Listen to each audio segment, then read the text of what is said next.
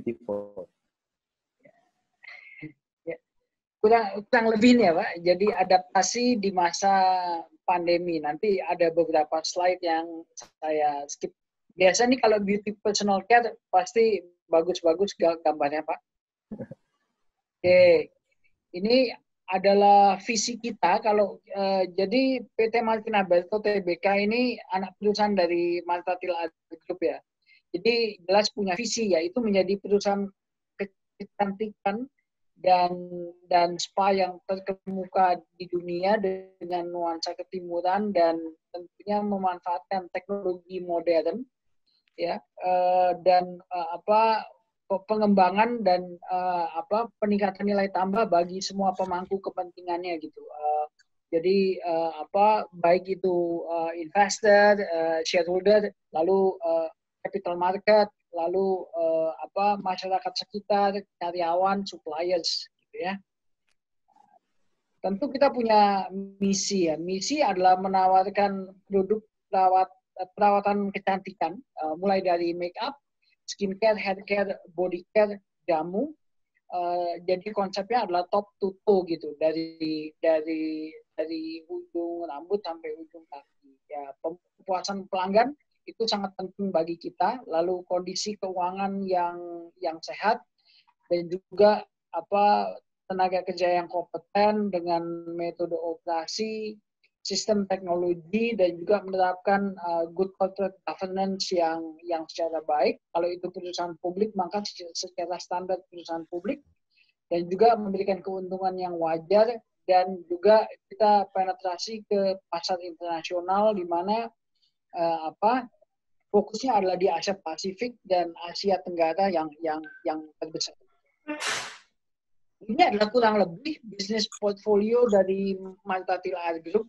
Kalau dengan Martatil Air Group memang konotasi yang ada adalah selalu beauty, personal care, cosmetics gitu. Padahal bisnis kita bermacam-macam. Ini PT Martina Berto Tbk itu yang membuat produk, ada Sari Ayu, Biokos, ada kurang lebih 10 brands yang kita manage, termasuk ada Mirabella, Cempaka, Rudy Hadiswarno Hair Cosmetics.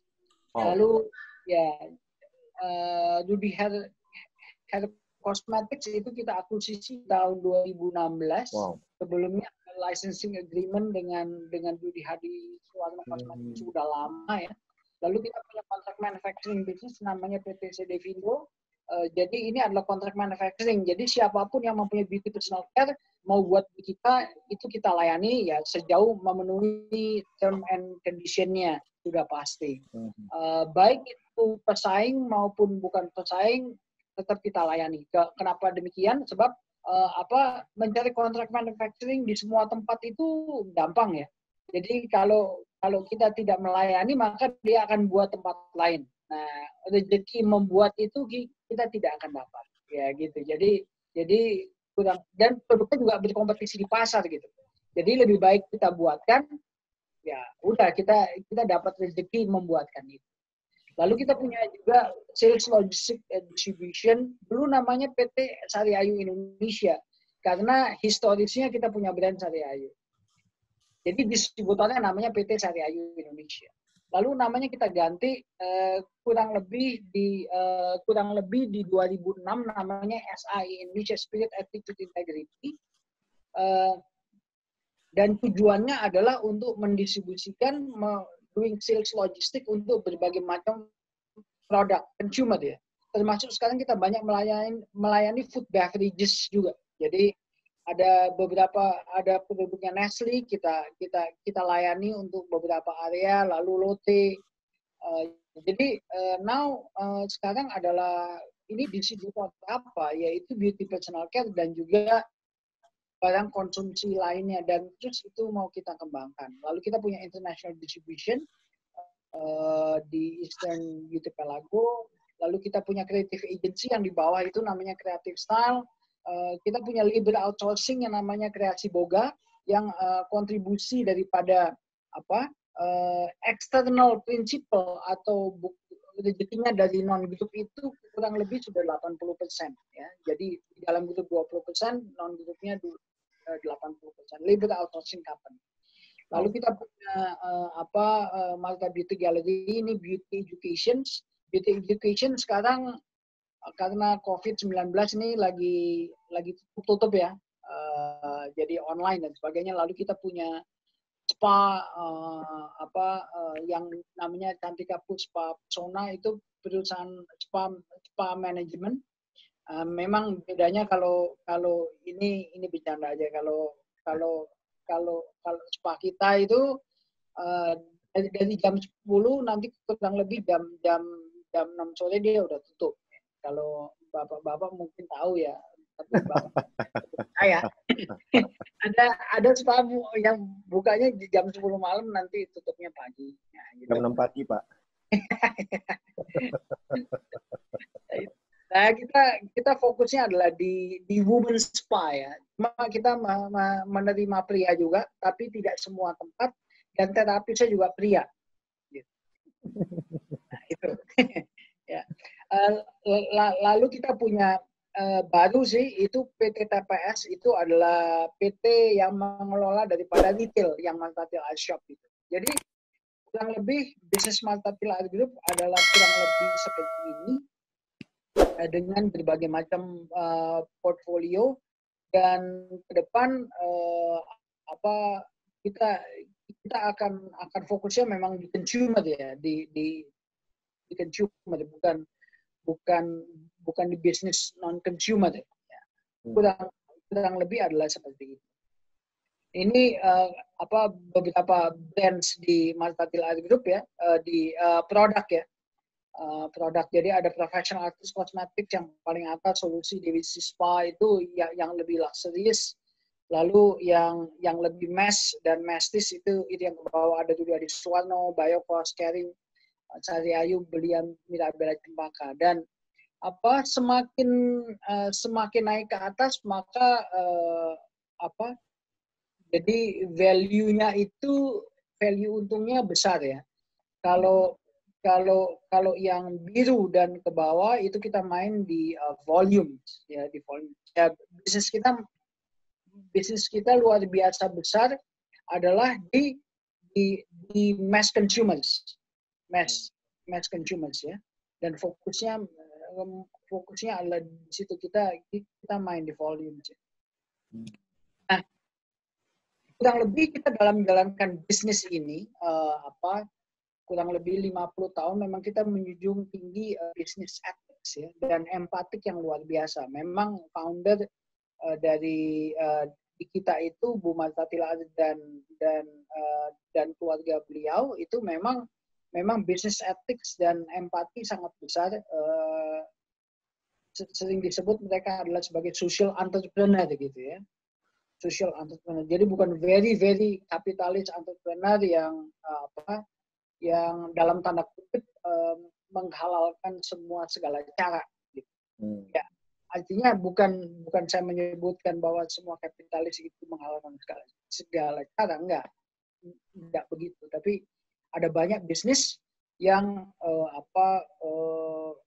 artinya berbisnis dengan hati itu lebih kurang daripada dia berbisnis dengan akal budi. Nah, di dalam Maltatil Art Group memang kita relatively lebih membalancing itu. Ya. Jadi shareholder itu mempunyai purpose, mempunyai filosofi, ya, lalu kita manage people, proses, dan tentunya profit dengan berbagai macam strategi, ada product place, price promotion, dan tentunya kita selalu ingin bisnis yang sustainable. Sekarang juga menjadi tren di dunia bahwa bisnis itu menjadi sustainable business gitu ya. Nah, sustainable business pasti untuk people, untuk prosperity, untuk planet, untuk peace dan partnership gitu ya. Dan isu yang hebat juga di dunia ini adalah climate change, lalu green economy, kan itu ya. Jadi bagaimana bisnis itu berkontribusi membuat the planet itu jauh lebih baik daripada sebelumnya, di mana planet itu makin rusak dan sebagainya dan sebagainya itu, dan tidak menjadi sustainable. Sekarang menjadi tren bahwa bisnis itu harus sangat sustainable business.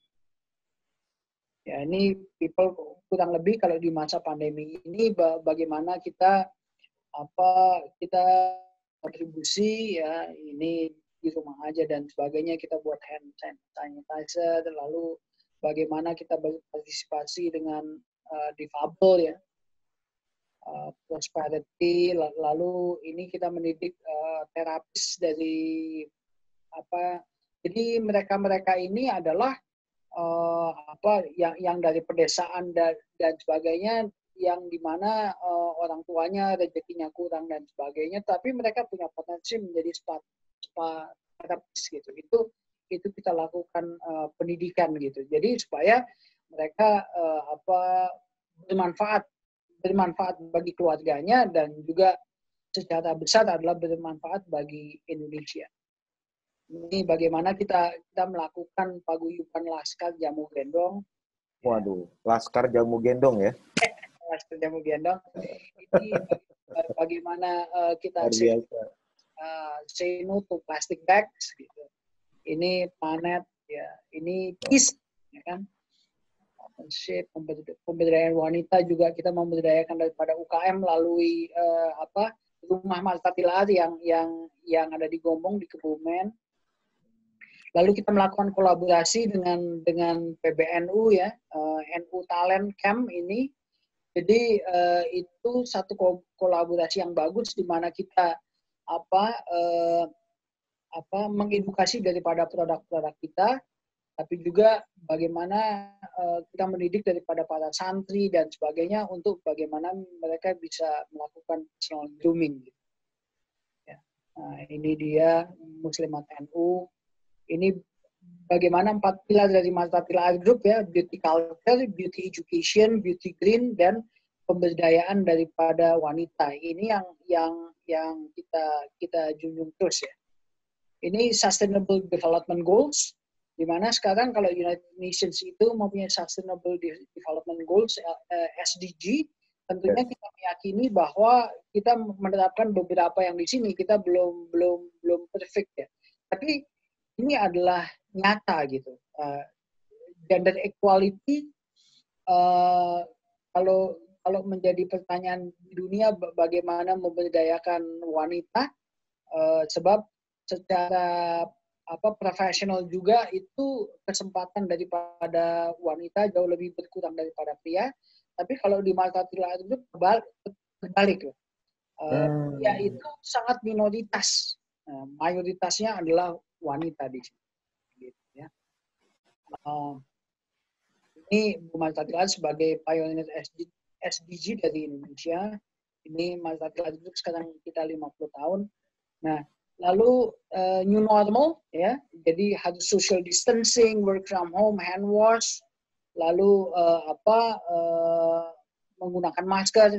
Jadi kita banyak melakukan juga tutorial ya, lalu reseller, lalu hand sanitizer, herbal, itu adalah nyata sekarang gitu ya.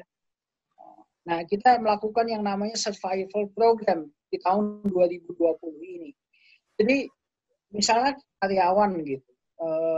Jadi ada karyawan yang harus kita lay off, yang tadi ini contoh ini kita banyak beauty advisor itu banyak melakukan penjualan make up ya, make up. Nah ini kan bisnisnya turun kalau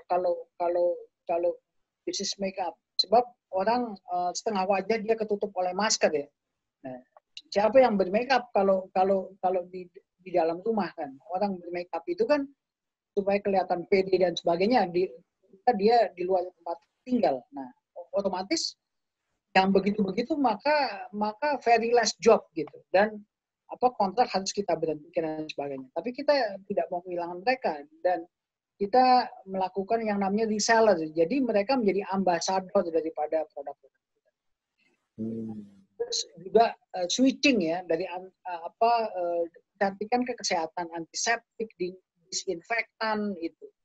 Ya, lalu free drinking jamu, hand sanitizer ya itu ya. Lalu tutorial makeup di sosial media, pengembangan daripada produk herbal, lalu juga aktif di dalam online shopping. Ya. Nah ini beberapa contoh ya bagaimana kita melakukan tutorial. Nah, ini juga spa kita harus kita tutup ya, tapi kita melakukan home care ya. Our service is coming to your home. Dan ini juga dengan protokol kesehatan yang sangat ketat. Dan itu juga customer pelanggan-pelanggan kita dan kita tawarkan mau atau enggak. Kalau nggak mau ya sudah gitu ya. Tapi kalau mau, ayo apa yang kita bisa kerjakan. Nah, ini dia home personal services, lalu is everything, healthy lifestyle. Nah, ini kita lakukan campaign terus ya, harus bersih dan sebagainya. Ini nah ini quick and fresh, ini yang kita buat, lalu bright clean juga kita buat dengan apa? Dengan segmen yang beda antara dua produk ini. Ya. Jadi rata-rata beauty personal care itu karena switching ya di dalam bisnisnya. Jadi yang seperti ini kalau kita mau survive, maka ini adalah alternatifnya. Gitu. Ini bagaimana kita kolaborasi dengan Puspita Marta International Beauty School, ya. Lalu ini jamu tradisional. Nah, di tahun 1998 kita bisa survive dengan berbagai macam produk kita, ya. Kalau tahun 1998 kita survive karena Pusako Minang, lipstick Dwi Warna, dan tahun 2020 adalah kita harus survive dengan berbagai macam produk sanitizer, lalu antiseptik, disinfektan. Jadi kurang lebih di tahun 2020 adalah very survival, ya, very survival di turbulences istilahnya yang luar biasa luar biasa hebat gitu. Jadi mau nggak mau memang kita harus ekstra hati-hati di 2020 dan melakukan banyak efisiensi, lalu pengaturan daripada cash flows, lalu juga misalnya kita melakukan restruktur daripada hutang-hutang kita, pembayaran bunga dan sebagainya. Jadi 2020 adalah very survival year. Dan kita sangat optimis bahwa kita bisa survive untuk kita lebih baik nanti di 2021. Jadi kurang lebih itu Pak, ya sharing singkat sederhana dari saya. Sekian dan terima kasih. Terima kasih. Ya, wow, keren. Iya. I like it very much, Mas Brian. Thank you so much. Yeah. Saya masih ingat nih Ibu Marta waktu itu cerita nih waktu tentang lipstick yang dua warna ya. Iya. I was there when she was presenting about it. Ya, saya ada di sana waktu Ibu cerita tentang ini dan itu sangat menginspirasi. Yeah. Oke, terima kasih Pak Brian sekali lagi untuk presentasinya yang sangat menarik.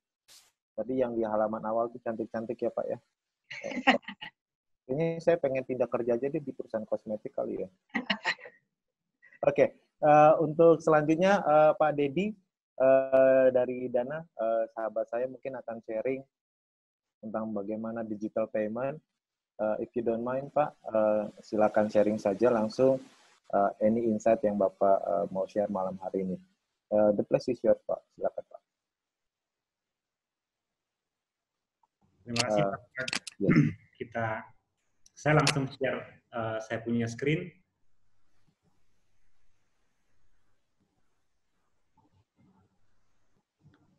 Nah,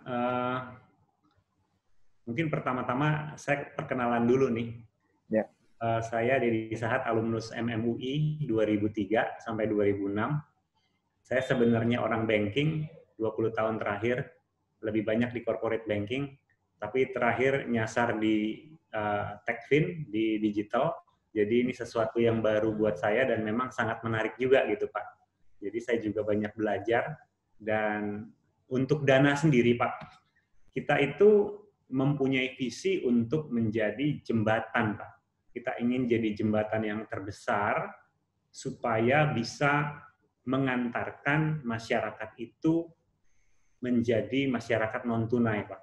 Nah, dengan kita punya visi itu, maka kita juga memiliki misi di mana kita ingin menghubungkan seluruh stakeholder atau pemangku kepentingan, baik dari sisi pemerintah, institusi keuangan, mitra kita, pelanggan, sehingga mereka bisa memiliki literasi keuangan dan juga memiliki inklusi di bidang keuangan, Pak. Nah, apa yang membuat Dana berbeda? Kita punya 3 value, Pak, yang selalu kita junjung. Yang pertama, kita ingin menjaga kepercayaan, jadi trusted gitu ya, Pak ya.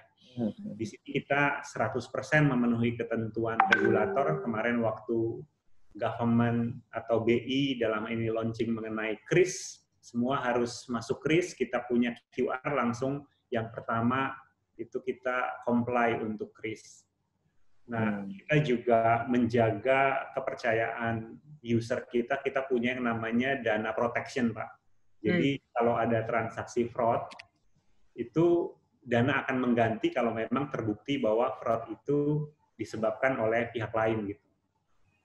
Lalu kita menjaga supaya kita punya layanan itu friendly, mudah digunakan.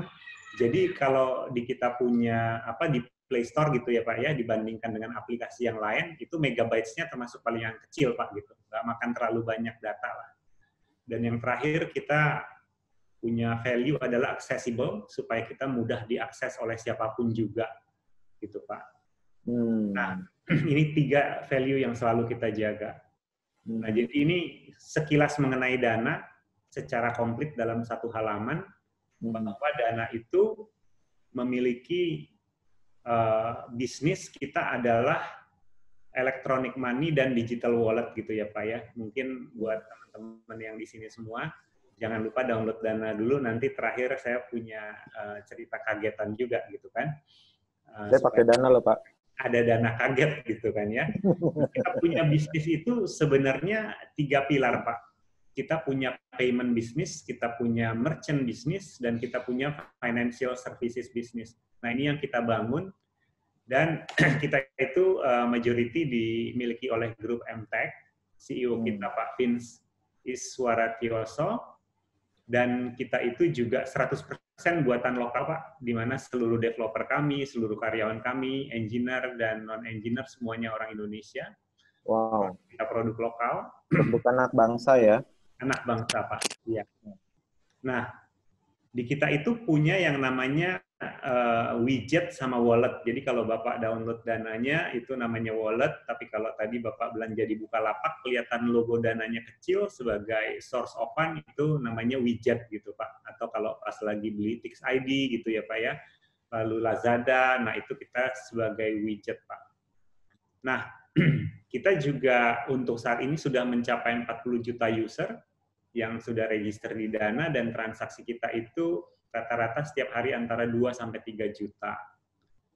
Untuk karyawan memang lebih banyak laki-laki Pak, 60%, dan kebanyakan engineer dan milenial Pak. Makanya cuma saya Pak yang post milenial, di mana termasuk yang senior lah 5% gitu Pak. Nah, ini bagaimana kita melihat kebutuhan konsumen Pak. Jadi kita melihat bahwa dengan adanya COVID ini, yang meningkat itu adalah terutama untuk groceries dan juga kebutuhan untuk entertainment di rumah gitu ya Pak ya. Dan kita lihat banyak juga produk-produk lain itu mengalami penurunan gitu. Jadi memang kebutuhan itu terkonsentrasi untuk kebutuhan pokok saja gitu ya. Ini yang kita lihat. Ini kita ambil datanya dari McKinsey. Kemudian kita juga apa sih yang kita lihat di Dana? Kita jadi berusaha untuk mengidentifikasi apa yang menjadi kebutuhan user-user kita berdasarkan data-data yang kita terima juga. Kita melihat bahwa adanya preferensi selama COVID itu untuk dine-in di restoran jauh turun sekali, gitu kan. Juga untuk take out food juga turun, ya kan. Dimana untuk ready to eat food juga turun. Tapi kita lihat ada kenaikan di sisi groceries, gitu. Nah, sementara kalau misalnya nanti setelah COVID, restoran pun kita lihat masih akan turun gitu berdasarkan survei. Yang kelihatan naik adalah groceries. Jadi memang kita melihat juga bahwa di sini orang fokus kepada kebutuhan pokok, gitu Pak.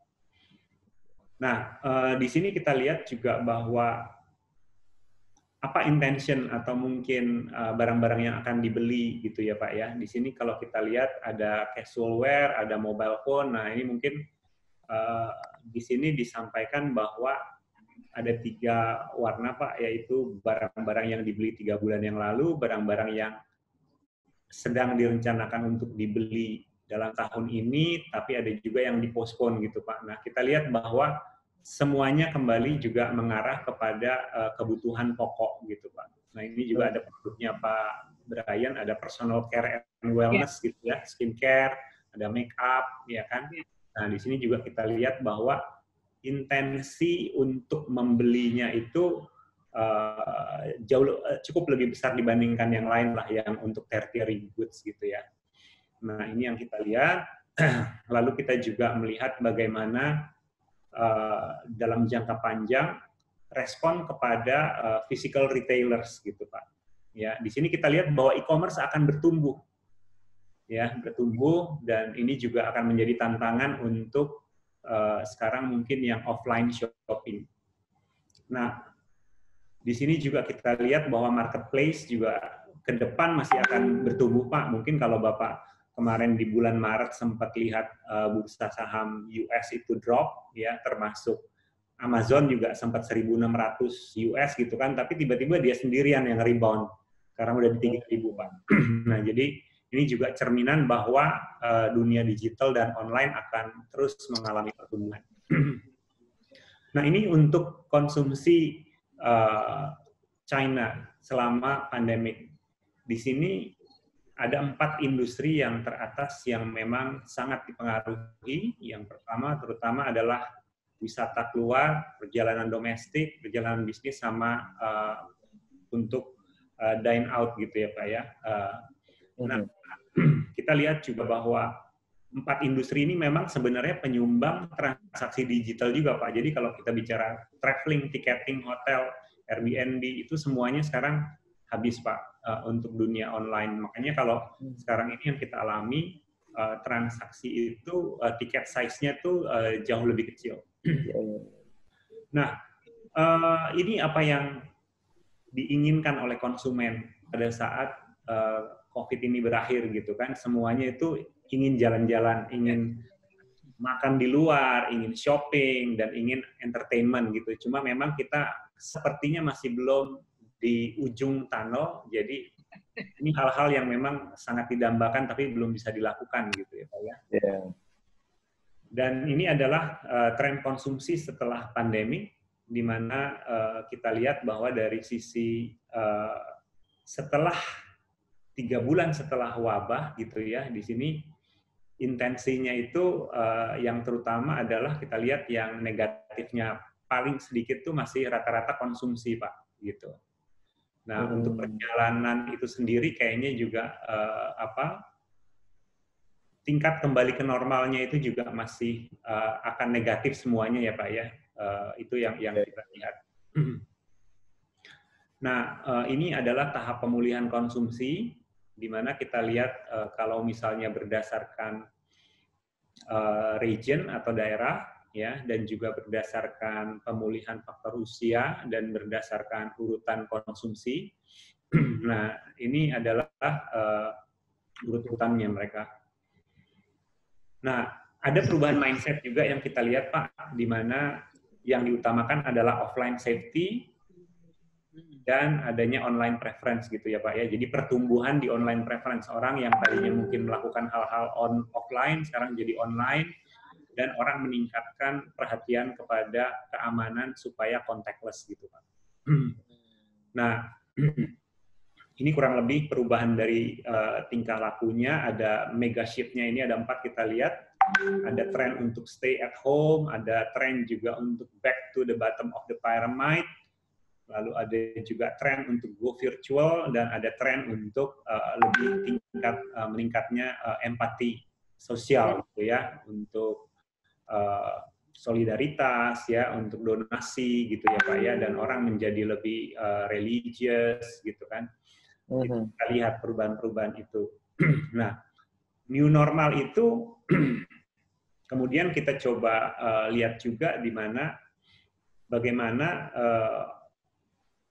konsumen atau user kita berperilaku gitu Pak, di mana ya kita lihat orang akan lebih higienis gitu kan ya, dan orang juga akan menghindari untuk traveling ya, dan ini adalah rutinitas new normal yang memang kita lihat secara lebih singkat ya, bagaimana orang lebih higienis, adanya alat pencegahan yang sekarang tiba-tiba booming gitu kan, untuk masker sama juga face mask ya, dan adanya kebutuhan untuk menjaga jarak serta go digital. Nah, ini digital shift yang kita lihat, mungkin ini sama juga. Nah, 4 hal Pak yang memang kita lihat bahwa untuk Dana, bahwa adanya proses digitalisasi dan omni-channel, lalu juga adanya kebutuhan untuk transaksi contactless, adanya juga kebutuhan untuk integration gitu ya Pak ya, antara individu, badan usaha ya, dan juga kita lihat bahwa yang namanya promosi semuanya larinya ke digital, karena offline itu otomatis kita juga kemarin semua kita punya outdoor, offline, punya promotion juga kita turunkan juga Pak, kita cut juga. Nah, untuk Dana sendiri Pak, ini yang kita telah lakukan Pak, kita membuat produk yang namanya Nearby UKM Merchant Pak. Jadi kita kan ada merchant-merchant yang bisa dilihat melalui aplikasi Dana. Semua yang UKM-UKM itu kita buat supaya visible, dan mereka itu sehingga bisa dijangkau oleh konsumen kita. Dan kita juga meluncurkan produk baru yang namanya home shopping Pak. Sebelumnya nggak ada, dengan kondisi COVID ini mendadak dari tim produk kita langsung merespon untuk membuat satu produk yang namanya home shopping. Lalu kita juga melakukan donasi APD, ya kan, di mana di sini kita juga berusaha untuk membantu tenaga-tenaga kesehatan, gitu ya. Kita juga bantu bikin warung-warung dan digitalisasi warung, ya. Kita coba membuat supaya warung-warung itu atau belanja di tetangga gitu ya Pak ya, menjadi membantulah supaya kegiatan ekonomi tetap berjalan. Nah, kita juga lagi launching untuk logistik Pak, di mana ini sebentar lagi kita akan launching, dan kita juga untuk produk Nearby kita itu kita masukkan semua hospital, lalu juga kita bikin adanya yang online doctor consultation. Nah, itu adalah respon-respon kita Pak untuk menghadapi COVID ini gitu. Jadi ini adalah yang sudah kita lakukan juga, di mana untuk statistik COVID kita juga memberikan informasi, dan ini yang kita raih juga, donasi kita mencapai hampir 600 juta, dan kita juga menggalang donasi juga untuk medical workers, sampai dengan Juni sudah 250 juta. Nah, ini untuk feature kita juga lifestyle, jadi supaya semua pembayaran bill itu bisa dilakukan dari rumah. Nah, ini mungkin kalau bapak-bapak malas top up gitu ya, itu kita memang yang membedakan Dana Wallet dengan e-money Pak, bahwa kartu kredit, kartu debit Bapak itu bisa diinstal di Dana, disimpan, kita punya istilah. Nah, itu bisa langsung transaksi Pak, jadi bebas top up gitu ya Pak ya. Oh. Nah, ini contoh promosi-promosi kita Pak. Jadi kita itu dengan mitra bank itu tidak berkompetisi Pak. Kita bermitra, kita nggak mau orang memindahkan uang tabungannya ke saldo Dana, tetapi biarkan uangnya di sana dan uangnya tetap di bank, transaksinya tapi lewat Dana gitu Pak. Dengan kartu ini memang fitur yang membedakan Dana dengan yang lain gitu Pak. Very smart. Ini Pak, kalau bapak-bapak tadi udah sempet download Dana, ini namanya Dana Kaget Pak. Jadi ada 10 hadiah bagi yang tercepat men-scan QR, ya. Ini dapat hadiah namanya Dana Kaget Pak.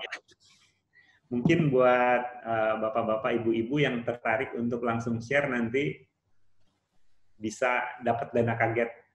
Saya hitung sampai 5 ya, habis itu saya close. 1, 2, Moderator nggak boleh. Yeay. Moderator nggak boleh.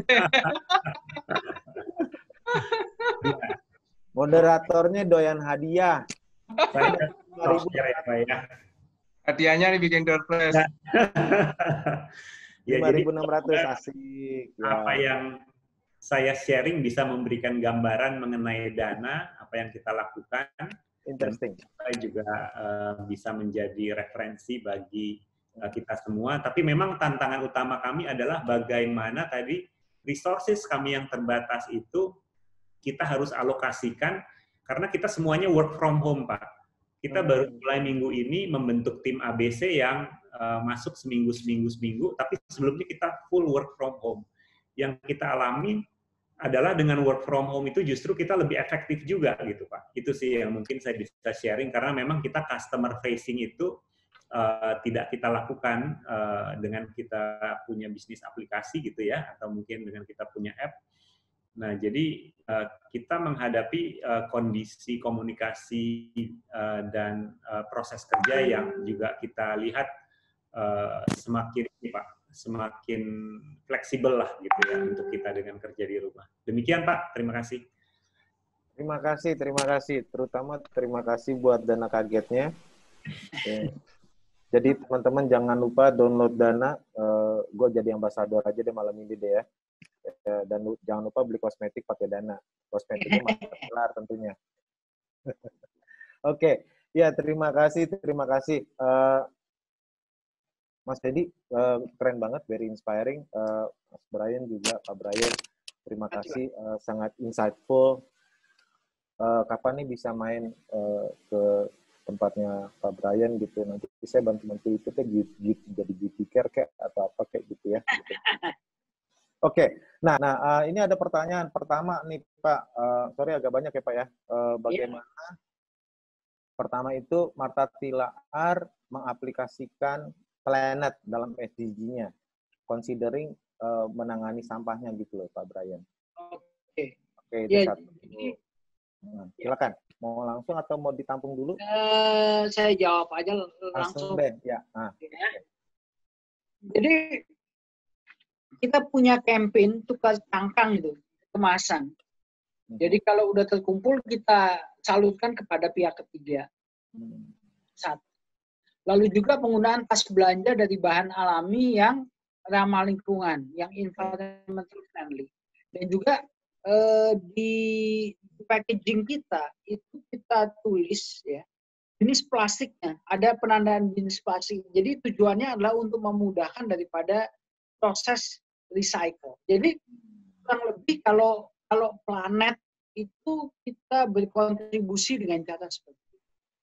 Lalu ada pertanyaan lanjutan kan ya, gimana kondisi terkini market financial dan strategi daripada kita menghadapi serbuan Korean produk yang memang secara government memposisikan negaranya di industri spesialisasi skincare. Ya. Jadi begini, kalau untuk di market Indonesia yang pasti adalah jadi kita produk-produknya sangat alami gitu ya. Kita produk-produknya alami. Ya, itu kan tadi itu ada berbagai macam segmen market yang kita masuk, dan kita masuk di mass consumer goods ya. Di mass market. Dan skincare kita adalah skincare yang lebih umum ya, kayak facial foam dan sebagainya. Nah, itu tadi ditanyakan bagaimana menghadapi serbuan Korean produk yang memang secara government dia memposisikan negaranya di industri spesialisasi skincare. Jadi sudah pasti bahwa kita memfokuskan pada unique selling proposition kita, ya, yang Korean produk itu nggak punya. Nah, memang betul bahwa Korean produk itu memang banyak membanjiri ya, apalagi di skincare itu ya. Kita fokus saja kepada unique selling proposition kita, bahwa produk-produk kita adalah yang alami, dan juga harga juga kita mainkan di situ. Lalu channel daripada online kita, lalu juga beauty classes kita memberikan beauty education itu sangat-sangat masif ya. Nah, kalau Korean product memang secara government itu dari government-nya memang nge-push mengenai Korean product dan sebagainya. Sedangkan Indonesia ini karena keadaan makro kita itu kurang lebih belum lama ya kita mengatakan kita produk Indonesia, produk dalam negeri itu memang ya dari dulu sudah begitu, tapi nyatanya nasionalisme masyarakat Indonesia itu tidak seperti nasionalisme orang Jepang terhadap produk Jepang, nasionalisme orang Amerika terhadap produk Amerika, nasionalisme orang Korea terhadap produk Korea gitu. Indonesia memang tipikalnya tidak seperti itu ya. Mungkin juga karena Indonesia ini mengalami pembodohan yang luar biasa, 3,5 abad kita dijajah oleh VOC ya. Jadi artinya bahkan PR-nya Indonesia aja di luar sana itu sebelum COVID ini masalah radikal lah itu gitu. Jadi saya meyakini bahwa prosentase daripada warga negara Indonesia tidak bangga terhadap Indonesia itu, prosentasenya itu lebih besar daripada warga negara Jepang proud terhadap terhadap Jepang. Lalu Korea terhadap Korea, lalu US citizens proud kepada United States gitu. Nah, persentase mereka itu jauh lebih kecil daripada warga negara Indonesia yang tidak proud terhadap Indonesia secara keseluruhan. Bahkan di 2019 kita menghadapi tahun politik yang luar biasa dahsyat. Indonesia ini dikatakan bubar dan sebagainya dan sebagainya gitu. Jadi itulah potretnya Indonesia gitu ya. Nah, tapi kita punya potensi bagaimana kita mengembangkan nasionalisme kita, warga negara Indonesia terhadap Indonesia, dan juga nasionalisme Indonesia terhadap produk-produk Indonesia. Kebanggaan terhadap Indonesia itu sendiri gitu. Jadi ya tentunya Masyarakat Group selama 50 tahun itu kita banyak berkontribusi bagaimana kita dalam hal kecantikan kalau lihat produk daripada Sari Ayu Masyarakat itu kan produk Indonesia sekali. Bagaimana kita mengembangkan produk make up kita mengambil inspirasinya memang dari dunia luar, kita lihat di Indonesia dengan tema-tema Indonesia kita. Ada Pusako Minang itu tahun 1998, pernah Aceh Gemilang, pernah Misteri Dayak, pernah Asmat ya. Timur-timur kita belum pernah. Lalu dari Sabang sampai Merauke itu tema-temanya yang dijunjung tinggi oleh si Sari Ayu Masyarakat. Lalu Wonderful Indonesia kita kerjasama dengan Kementerian Pariwisata, Kemenpar, ya. Tapi memang dengan COVID ini pariwisata lagi susah gitu. Jadi itulah yang kita lakukan. Bagaimana dengan financial kita? Ya. Financial kita terus untuk lebih sehat dari waktu ke waktu, baik pekerjaan rumah iya, dan memang di dalam COVID-19 ini memang ini adalah cukup menantang ya, survival year. Sebab konsumsi juga luar biasa berkurang. Kalau kita lihat unemployment yang begitu tinggi dan sebagainya, itu juga daya beli orang itu sangat selektif sekarang, sangat selektif. Kebutuhan bahan pokok dan sebagainya. Kita bisa lihat bagaimana unemployment rate itu cukup tinggi ya. Terhadap kelas menengah bawahnya Indonesia gitu. Nah, itu pasti pengaruh kepada barang konsumsi seperti kita. Itu pengaruh ke mana-mana. Terakhir tuh Pak tentang reseller. Ya, oke. Tentang reseller itu adalah untuk umum bisa untuk umum bisa ada informasinya di websitenya ya. Yang nanya ini Muhammad Sakir ini teman saya ini Pak. Iya. Jadi mukanya seperti Amitabh Bachchan, ganteng banget Pak. Iya. Ternyata dia memang kosmetik juga. Jadi ada keuntungannya sistem dropship, lalu bimbingan bisnis online offline, marketing produk katalog, dan ada keanggotaan. Jadi reseller itu untuk umum bisa sekali. Jadi kurang lebih itu, Mas Robert. Ya. Keren. Thank you so much, Pak Brian. Terima kasih banyak. Ya, sekarang gilirannya Pak Dedi. Ya, Mas Dedi, ada pertanyaan sedikit untuk Mas Dedi mengenai Dana. Bagaimana Dana merespon konsumen dalam kondisi pandemi saat ini, Pak? Monggo silakan. Ya, bagaimana Dana merespon konsumen ya Pak ya? Ya, yang kedua, bagaimana Dana bisa meyakinkan konsumen bahwa security-nya itu proven, gitu. Baik Pak. Jadi yang pertama kalau kita merespon konsumen seperti yang tadi disampaikan, kita itu mengeluarkan fitur-fitur atau produk-produk yang memang memungkinkan user kita itu melakukan aktivitas dari rumah, Pak. Wow. Tadi disampaikan kita ada juga yang punya produk namanya Dana Home Shopping, Pak. Tadinya kita nggak punya Dana Home Shopping, dengan adanya pandemi ini kita langsung keluarkan Dana Home Shopping, gitu ya. Lalu yang kedua, tidak harus top up gitu ya Pak ya. Jadi kita juga memungkinkan untuk nasabah-nasabah bank, begitu mereka download Dana, mereka langsung simpan kartunya, mereka nggak harus langsung top up gitu Pak. Jadi, dan kita selalu sewaktu-waktu melakukan survei Pak kepada konsumen-konsumen kita. Kita akan menanyakan apa yang menjadi kebutuhan, apa yang menjadi masukan mereka, sehingga dengan demikian kita akan memahami, kita coba mengerti, dan kita coba tuangkan itu ke dalam solusi gitu Pak. Nah, kalau untuk kita punya resiko ya Pak ya, nah mungkin tadi seperti yang saya sampaikan, kita punya yang namanya dana protection.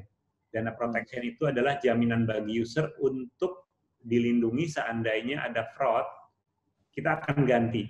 Kalau memang terbukti fraud itu disebabkan oleh kelalaian dari pihak ketiga lah gitu ya, maksudnya bukan karena kelalaian sendiri. Nah, secara kita bisa lakukan itu karena kita punya sistem ya, sistem kita itu secara data center dan data recovery itu kita selalu menyala paralel ya, kalau dari sisi sustainability-nya lah gitu ya, untuk continuity-nya. Dan kita itu memiliki sertifikat PCI DSS, ya, Payment Card Industry Data Security Standard. Dan semua data kartu kredit, kartu debit yang tadi saya sampaikan itu tidak tersimpan Pak, tetapi itu tokenisasi gitu, jadi di-masking gitu ya Pak ya. Jadi bahkan orang di dalam Dana pun nggak ada yang tahu itu datanya yang punya nasabah itu nggak sama sekali, kita nggak ada yang tahu gitu. Dan kita juga punya risk management engine gitu Pak ya, yang selalu memantau bagaimana supaya kita bisa memantau supaya kalau misalnya ada transaksi-transaksi mencurigakan gitu ya Pak ya, itu kita akan bisa pantau. Jadi mungkin boleh saya share bahwa kalau misalnya Dana punya performance Pak untuk resiko, itu tuh kita dari sisi account take over loss Pak, itu 0,0001%. Nah, sementara kalau misalnya best in industry itu 0,0003. Jadi Dana lebih baik gitu Pak.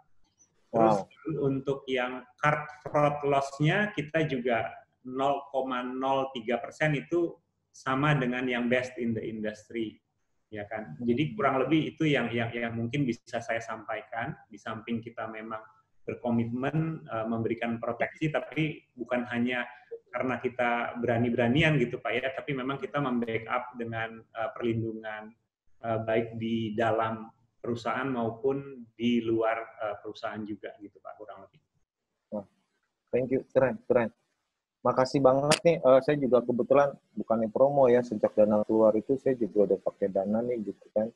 Jadi, tapi saya paling takut kalau istri saya minjem handphone saya gitu. Tiba-tiba saldonya, ya Mas Brian mungkin ngerti lah maksud saya kan begitu. Ya kan, apalagi kalau dia udah bawa anak saya jalan, terus pinjam handphone papa, aduh deh, papa pasrah. Ya, jadi. Rahasia papanya tuh. Iya. Oke. Well, I'm so happy tonight ya. Saya senang banget malam hari ini. Thank you Pak Brian buat energinya terutama. You are so excited, I can see it. Ya, thank you Pak Dedi ya. Kita beda setahun di MMUI ternyata gitu ya. Tapi Anda lebih jauh cepat ngelajunya gitu ya. Luar biasa. Sukses terus buat Dana. Sukses terus untuk Marta Tilar. Mungkin last word.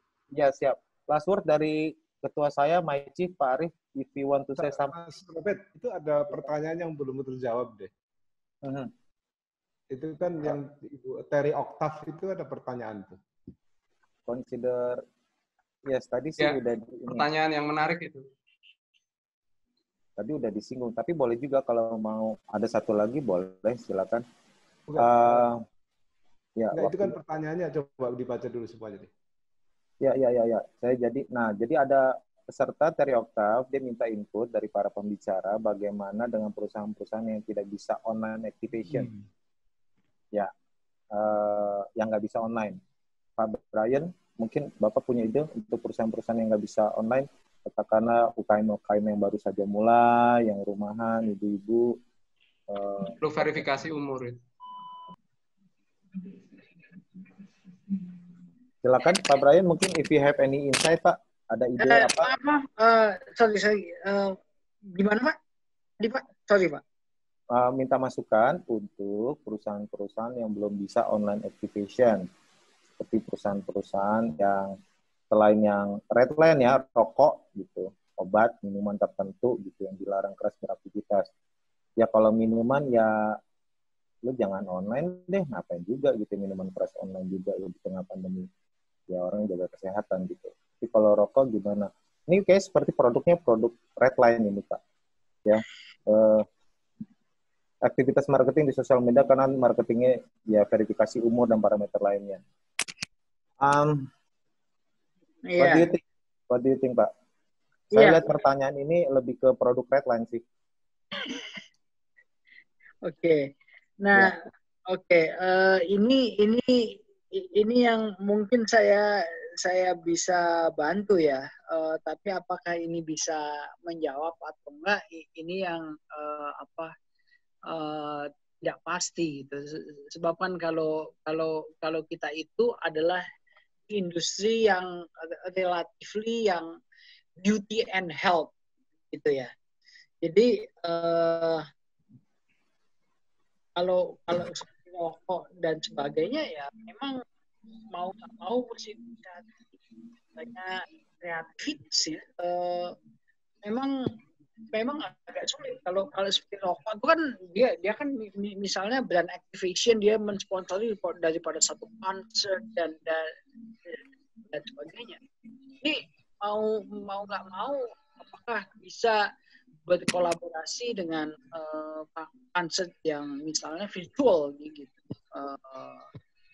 Jadi mau gimana lagi? Ya. Sebab kan memang di masa yang tidak ada COVID saja bisnis seperti itu melakukan activation kan sudah susah gitu ya. Yes. Ya kan? Perusahaan rokok itu masuk ke United Nations Global Compact yang SDG. Jadi kalau senjata rokok, minuman keras tuh nggak bisa Pak masuk dalam United Nations Global Compact yang SDG itu nggak bisa. Gitu. Iya.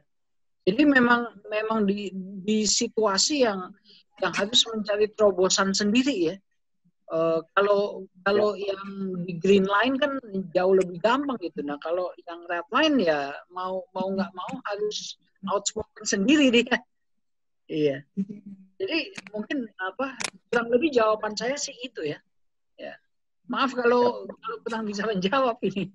Ya. Ya nggak apa-apa. Mungkin Pak Dedi ada sedikit saja untuk produk red line.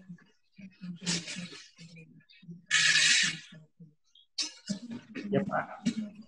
Dedi, siapa tahu untuk mana nih? In case you have it. Untuk produk red light ya Pak ya? Ya, red line yang ada batasan umur. Bapak ngerti deh maksud saya kalau ada batasan umur. Iya, selama ini memang karena kita tidak pernah mengcounter secara langsung gitu ya Pak ya. Jadi mungkin kalau di kita itu view-nya yang penting it's legal gitu ya, dan memang comply gitu Pak. Jadi kita memang agnostik Pak. Dalam arti kita nggak memihak kepada pihak tertentu, jadi kita berusaha memang menerapkan ketiga value tadi Pak, dan kita nggak memihak gitu Pak. Jadi kita open aja. Ya, because you are payment gateway ya. Ya, oke. Terima kasih, Chief. Silakan Chief. Ada lagi Chief? Ya, terima kasih. Saya kira.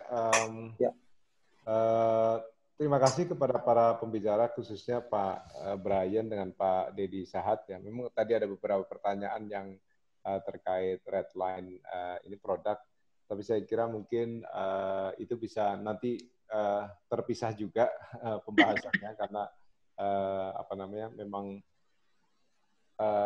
ya butuh kreativitas tuh untuk mencapai ke target audiensnya, karena kalau kita bilang biasanya bermain di offline gitu ya. Pada sekarang offline sangat tidak memungkinkan, berarti harus bermain di community. Community itu yang sebelumnya mungkin sudah pernah terbentuk, kemudian harus ada intermediary online yang bisa ini ide saja gitu ya, mengkonsolidasikan community tersebut gitu. Jadi karena itu kan sebenarnya targetnya lebih spesifik gitu ya. Misalnya para perokok gitu. Ya, siapa tahu kita bisa tahu grup-grup perokok, grup-grup yang suka produk-produk tertentu yang restricted atau terbatas gitu, lebih banyak di community based approach gitu. Tetapi waktu meng-approach-nya di dalam community itu bisa dengan online juga sih gitu. Tapi mungkin basisnya pintu masuknya di community kalau menurut saya untuk masuk seperti hal seperti itu. Nah, terima kasih sekali pada malam hari ini. Saya kira sangat inspiratif buat kita semua. Jadi kalau boleh saya lihat tadi memang beberapa ide dan inovasi-inovasi yang dilakukan dalam merespon pandemic situation ini memang secara fundamental tidak merubah bisnis model. Saya lihat gitu ya. Hanya membuat satu kreativitas atau inovasi yang bisa benar-benar mengantisipasi perubahan-perubahan yang secara cepat gitu. Dan memang tinggal nanti daya tahan kita untuk kalau prolong U-shape gitu, seberapa jauh gitu. Tapi saya kira dari pemaparan Bapak berdua tadi sangat optimis bahwa itu masih bisa disiasati gitu. Dan bahkan ada ide baru atau customer segment baru yang sebenarnya juga akan tetap muncul dan menjadi target tambahan buat selama pandemi COVID ini. Nah, saya kira demikian pada hari ini. Mudah-mudahan ini sangat bermanfaat dan terima kasih kepada para pembicara, kepada yang hadir juga, dan kepada moderator Pak Mas Robert. Mudah-mudahan ini sangat bermanfaat dan kita suatu saat bisa recall back to be the speakers Pak Brian atau Pak Dedi, karena mungkin kita bisa gali lagi hal-hal dari angle lain selain dari konteks pandemik ini. Demikian saya kira dari saya. Terima kasih Mas Robert. Saya kembali.